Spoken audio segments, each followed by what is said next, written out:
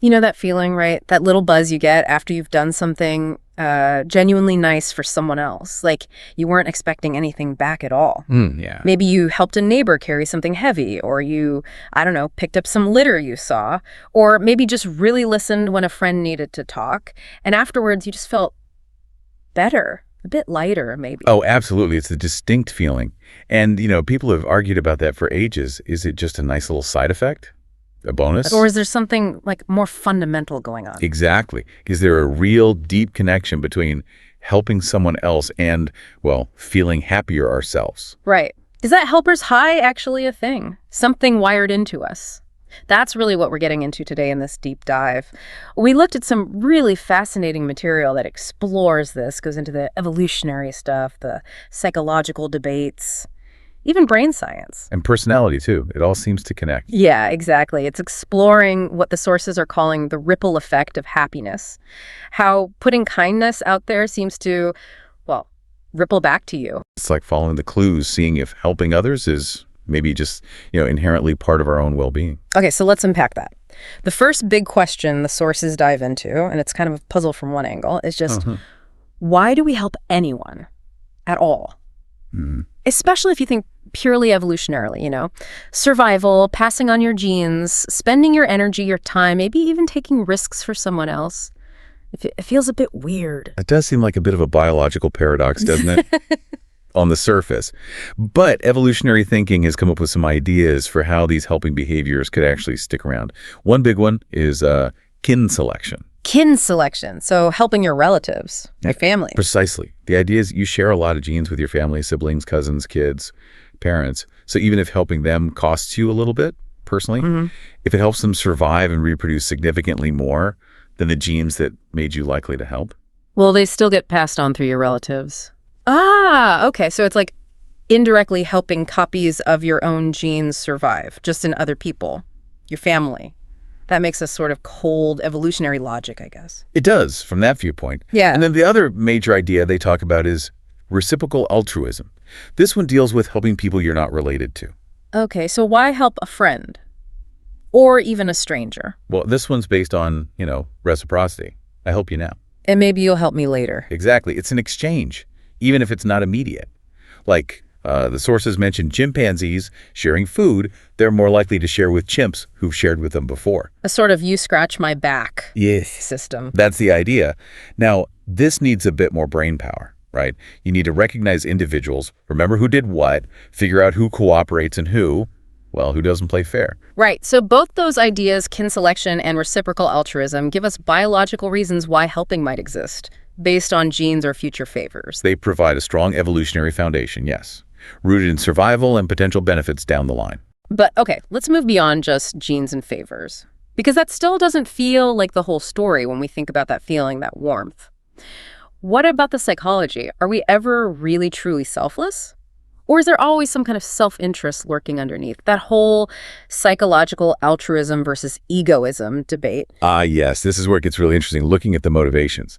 Psychological egoism basically argues that everything we do voluntarily, even stuff that looks totally selfless, is ultimately driven by wanting something for ourselves. But not necessarily like money or obvious rewards. Exactly. It could be an internal reward, feeling good about yourself, feeling virtuous, or maybe more commonly, avoiding a bad feeling, like feeling guilty if you don't help, or feeling distressed just seeing someone suffer. So if I help someone who's upset because seeing them upset makes me feel bad and helping them stops my bad feeling, is the real driver just getting rid of my own discomfort? Is my helper's high just me rewarding myself for feeling better? That's the core argument of psychological egoism, yes.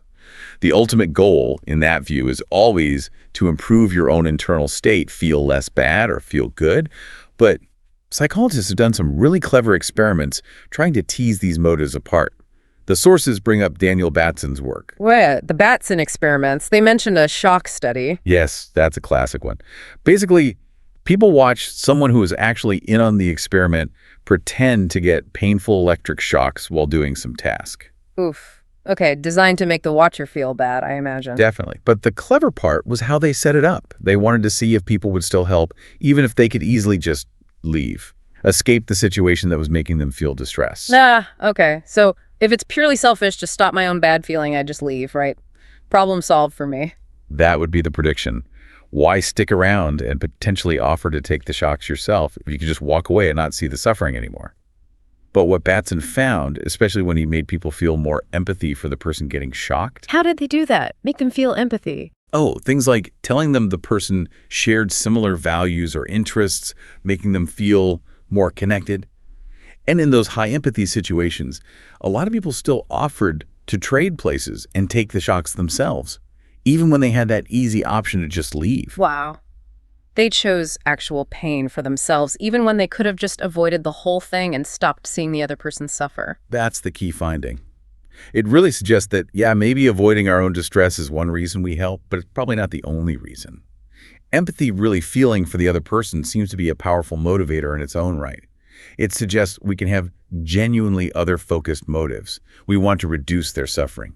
Okay, so empathy seems absolutely central here, which ties into the next bit about feelings or affective states and this idea of mind reading. Right. The source material really stresses how our motivations are tied up with our feelings. There's this model they sometimes show. You perceive something in the world as stimulus, like seeing yummy food or seeing someone happy or someone in pain. That leads to an internal feeling, an affective state. Pleasure, distress, warmth, whatever.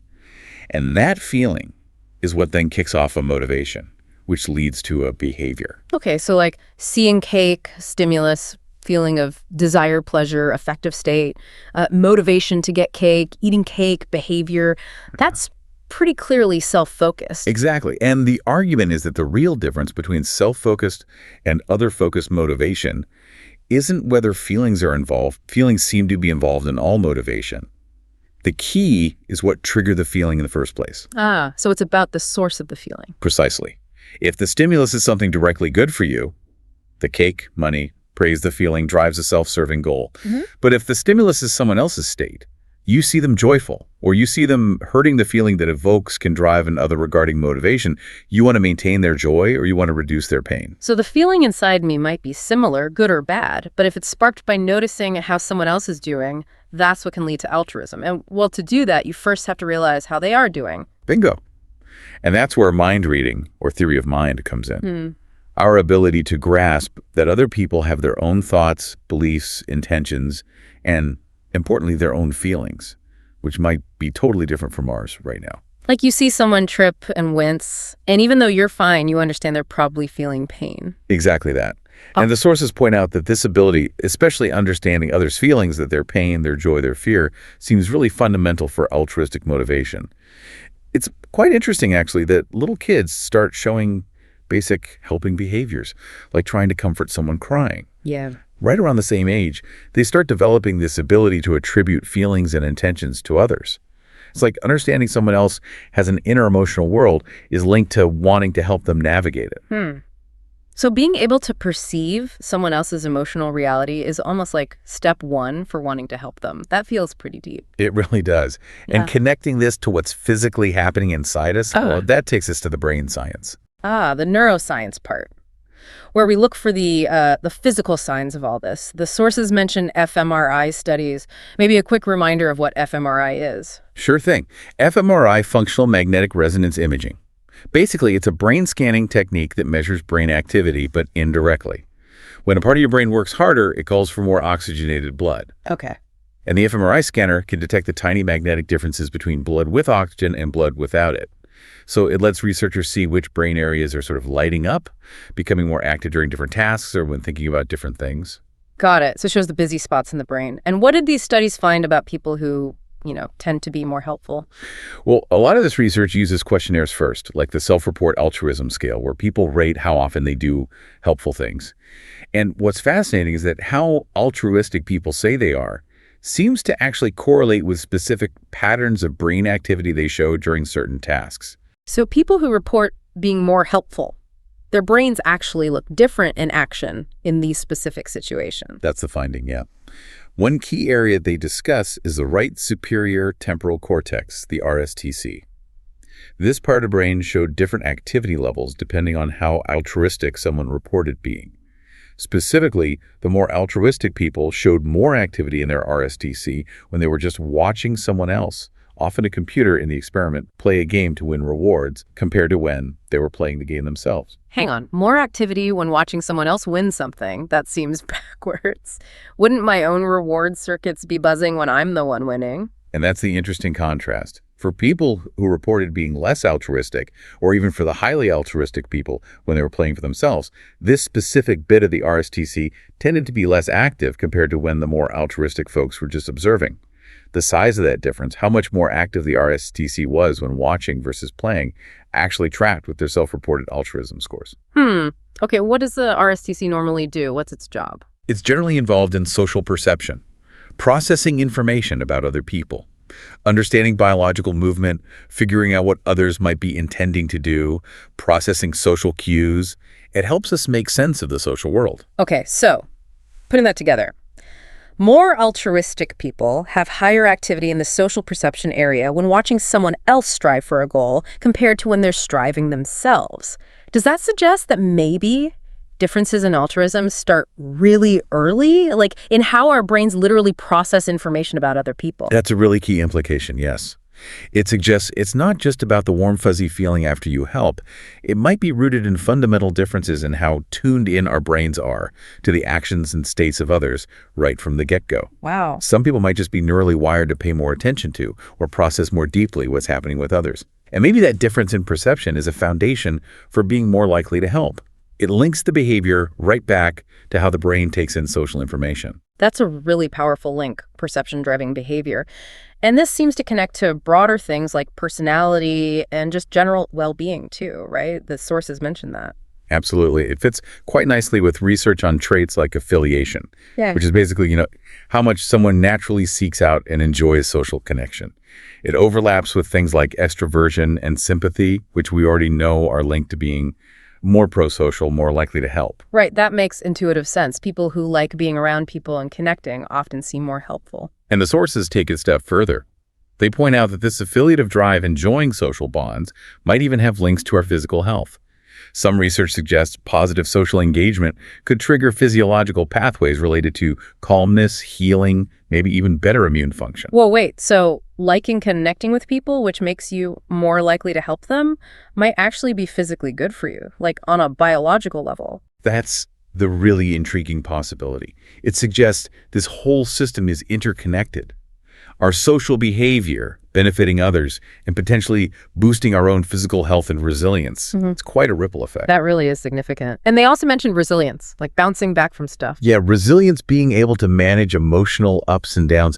It's not a direct driver of helping, like empathy, maybe, but being resilient is obviously good for overall well-being, and it might make it easier to engage with others suffering without getting overwhelmed, allowing you to help more effectively. Okay, so when you pull all these threads together, the evolutionary ideas, the psychology of empathy versus egoism, the brain science pointing to differences in social perception in the RSTC, and how it connects to personality traits like affiliation and maybe even our physical health, it really does paint a compelling picture. It really does. It strongly suggests that good feeling we started with, the one you get after helping, it's not just random, it's not just a fluke. There seems to be a real scientific basis for this link. Engaging with others' well-being, noticing it, feeling something about it, acting on it seems deeply wired into the systems that support our own positive feelings, our own thriving, maybe even our physical health. So the big takeaway from this deep dive really seems to be that saying, "it feels good to do good,"